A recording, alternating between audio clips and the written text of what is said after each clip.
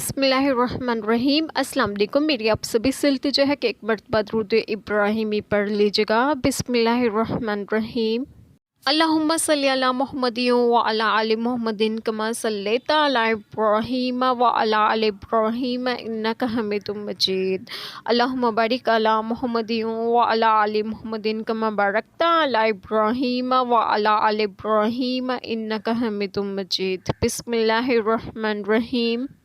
جب تم منہ اٹھائے چلے جاتے تھے اور پیٹھ پھیر کر کسی کو نہ دیکھتے، اور دوسری جماعت میں ہمارے رسول صلی اللہ علیہ وسلم تمہیں پکار رہے تھے تو تمہیں غم کا بدلہ غم دیا، اور معافی اس لیے سنائی کہ جو ہاتھ سے گیا، اور جو افتاد مصیبت پڑی اس کا رنج نہ کرو، اور اللہ کو تمہارے کاموں کی خبر ہے۔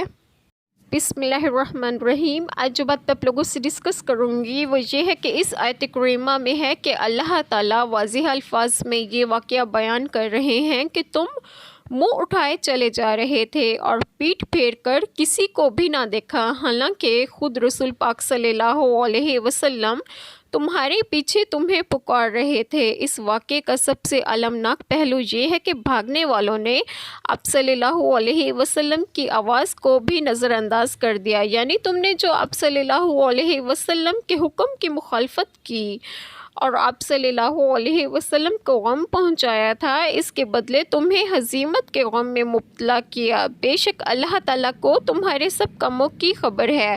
اللہ تعالیٰ ہم سب کے تمام گناہوں کو معاف فرمائے اور ہمیں صراط مستقیم کی راہ پر گامزن کریں، اور آپ سب کو آپ کے گھروں میں خوش و خرم رکھیں اور صحت و تندرستگی بھی دیں۔ آمین۔ جزاک اللہ خیر۔